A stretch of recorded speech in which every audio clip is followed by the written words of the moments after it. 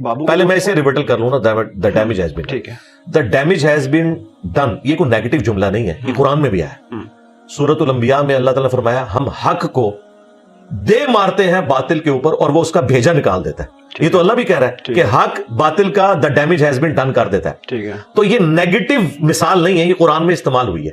اگر ہم اپنے کسی ریسرچ پیپر کو کہتے ہیں علمی ایٹم بم, تو اس سے مراد یہ نہیں ہے کہ ایٹم بم اگر تباہی کے لیے استعمال ہو رہا ہے تو علمی ایٹم بم, یعنی یہ تباہی کس کی کار ہے, جو مخالف غلط نظریات ہیں. اللہ تعالیٰ کو بھی کوئی مشورہ دے سکتا تھا کہ آپ دا ڈیمیج ہیز بین ڈن نہ یوز کریں, کوئی اصلاحی لفظ استعمال کریں, بعض کا ضرورت پڑتی ہے. اسی طریقے سے وَقُلْ جَاءَ الْحَقُ وَزَهَقَ الْبَاطِلُ إِنَّ الْبَاطِلَ كَانَ زَهُوقًا. تو حق آ گیا, باطل مٹ گیا, اور باطل ہے ہی مٹ جانے کے لیے. آپ ہوتے تو مشورہ دیتے کہ یہ ذرا سخت لفظ ہے, اللہ جی آپ یہ کہا کریں باطل شکست کھا گیا, باطل ہے ہی شکست کھانے کے لیے. یہ مٹانے والی بات جو کر رہے ہیں صفحہ ہستی سے مٹا دینا. پھر اللہ تعالیٰ نے جو قوموں کو ہلاک کیا, وہاں اللہ تعالیٰ نے ایسے ایسے الفاظ استعمال کیے سورۃ الانبیاء میں کہ ہم نے ان کو کھیتی کی طرح کاٹ کے رکھ دیا اور آگ کی طرح بجھا کے رکھ دیا. تو یہ سارے کے سارے محاورتاً باتیں استعمال ہوتی ہیں. جو استعمال کر رہا ہے وہ پازیٹیو سینس میں کر رہا ہوتا ہے, اور یہ جائز ہے, میں نے قرآن سے ثابت کر دیا. لیکن پازیٹیوٹی تو پھر یہ بھی ہے نا کہ حکمت عملی کا بھی کوئی تقاضا ہے کہ آپ ان کی اصلاح کے لیے ان بابو کے جو فالوورز ہیں ان کو خود کی طرف بلائیں.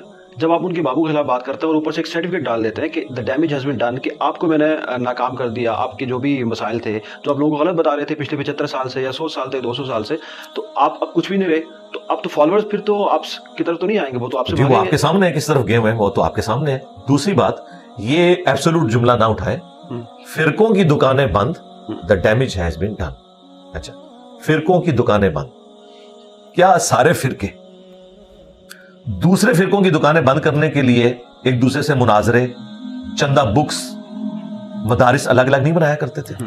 اور یہ ان کا فخر تھا.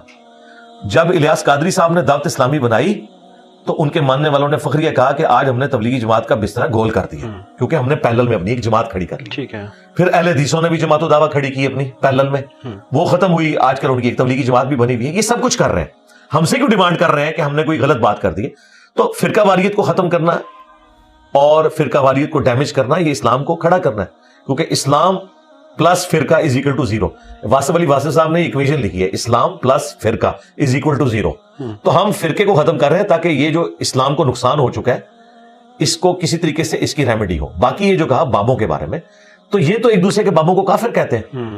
احمد صاحب بریلوی صاحب نے حسام الحرمین میں دیوبندیوں کو, ان کے بابوں کو, ان کے فالوورز کو مرتد, کافر اور واجب القتل قرار دیا ہے, اور احکام شریعت میں وہابی, اہل حدیث, شیعہ, دیوبندیوں کو ذکر کیا کہ یہ 1,00,000 دفعہ بھی اللہ کا نام لے کے ذبیحہ کریں گے مردار رہے گا, یہ مرتد واجب القتل ہے. تو میں نے تو یہ نہیں کہا, میں نے کہا یہ سارے مسلمان ہیں, غلطی لگی ہے, نمازیں ان کے پیچھے پڑھو, چندے ان کو دو. چندہ بک نہیں بنائی, مسجد نہیں بنائی, مدرسہ نہیں بنایا, تو کوئی بھی نیگیٹو چیز جو ان میں تھی وہ میرے اندر نہیں ہے. اس کے جواب میں جب دیوبندیوں نے المحند علی المفند لکھی تو انہوں نے احمد صاحب بریلوی اور ان کی پوری جماعت کو شیطانی لشکر کہا. وہابی اہل حدیث کو انہوں نے کہا یہ خوارج ہیں جنہوں نے امام وقت کے اوپر چڑھائی کی ہے. یہ تو خود ایک دوسرے کو اسلام سے نکالے ہوئے تھے. ہمارا یہ دعویٰ ہے کہ ہمارا پلیٹ فارم واحد پلیٹ فارم ہے جو باقیوں کو مسلمان سمجھتا ہے, یہ سارے ایک دوسرے کو کافر سمجھتے ہیں. تو میں تو الحمدللہ پازیٹیو سائڈ کے اوپر کھڑا ہوں. تو ہم باقیوں کو یہ بتاتے ہیں کہ آپ کے بزرگوں نے جو نقصان پہنچایا تھا اس کی ریمیڈی کی ہم نے کوشش کی ہے, اور اس نقصان کو وہ نقصان خود سمجھتے ہیں. مجھے بتائیں, آج تک مجھے کبھی کسی اہل حدیث نے آ کے نہیں کہا کہ یہ جو آپ نے رفع الیدین کے اوپر زور دینا شروع کیا ہے اس سے بریلویوں کے دل دکھتے ہیں, تو آپ رفع الیدین پہ بات کرنا بند کر دیں. وہ کہتے ہیں نہیں بالکل ٹھیک کرتے ہیں, کیونکہ ان کے مطلب کی بات ہو رہی ہے نا. اچھا, لیکن بریلوی کیا کہیں گے, یہ ساری نماز نہیں ہوئی. تو اسے پوچھو کیا اہل حدیث بھی یہی بات نہیں کر رہے تھے؟ تو میرے سے کیا دشمنی ہے, جاؤ ان سے لڑو, آپس میں بات کرو. مجھ سے آگے بات کرنی ہے قرآن و سنت کے اوپر بات کرو. اسی طریقے سے مجھے آج تک کسی بریلوی نے آگے نہیں کہا آپ جو یزید کو کنڈیم کرتے ہیں تو اہل حدیثوں کے دل دکھ جاتے ہیں, وہ تو یزید کو اپنا روحانی باپ سمجھتے ہیں یا روحانی ماموں یا ماموزاد سمجھتے ہیں. یہ کبھی نہیں کہیں گے, کہتے ہیں چپ کے رکھو جی, کام ایسی تیسی نہ دی, کیونکہ وہ ان کے مطلب کی بات ہو رہی ہوتی ہے. تو ہم ان بابوں کو مانتے ہیں جو کتابوں کو مانتے ہیں, جنہوں نے کتابوں کے ساتھ غداری کی. ہم ان سے اختلاف رائے رکھتے ہیں. میں نے آپ کے سامنے دیکھے اس سوال سے پہلے بھی اعلیٰ حضرت احمد صاحب بریلوی کا ہے, یہ تو نہیں کہتے اعلیٰ حضرت, کالا حضرت کہتے ہیں.